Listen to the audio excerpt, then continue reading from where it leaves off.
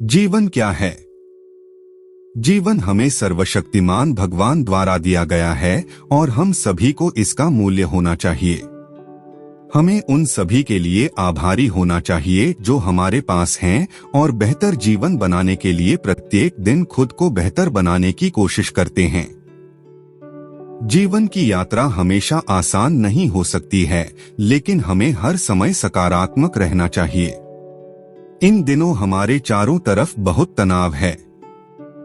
अधिकांश लोग कार्यालय में समस्याओं, रिश्तों में मुद्दों और विभिन्न क्षेत्रों में बढ़ती प्रतिस्पर्धा के बारे में शिकायत करते हैं।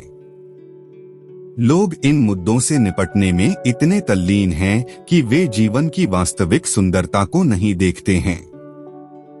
इन चीजों की तुलना में जीवन में बहुत कुछ है। वास्तव में यदि हम जीवन को करीब से देखें तो हम महसूस करेंगे कि यह कितना सुंदर है। भगवान ने हमें हर चीज की बहुतायत दी है। यह स्पष्ट है जब हम प्रकृति को देखते हैं। पेड़ पौधे, नदियां और धूप सब कुछ बहुतायत में है और यही ऊर्जा हमारे भीतर रहती है। यही जीवन का सौंदर्य है। हालांकि यह कहना नहीं है कि जीवन गुलाब का बिस्तर है या नहीं।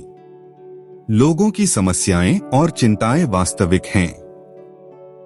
अमीर, गरीब, शिक्षित, अशिक्षित, सुंदर और इतने सुंदर नहीं, हर कोई समस्याओं के सेट पर है। जीवन किसी के लिए भी आसान नहीं है। हालांकि हमें यह समझने की आवश्यकता है कि यह जीवन कैसा है।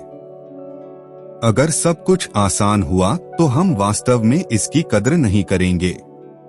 जीवन अपने तरीके से सुंदर है और हमें इसका आनंद लेने के लिए कारणों की तलाश करनी चाहिए और उन मुद्दों के बीच अपनी सुंदरता को गले लगाना चाहिए जिनसे हम निपट रहे हैं। प्रस्तावना: जीवन एक अनमोल उपहार है। इसे ध्यान से संभालना चाहिए। हमें धरती पर भेजने के लिए और हमें रहने के लिए ऐसे सुंदर वातावरण देने के लिए हमें ईश्वर का आभारी होना चाहिए।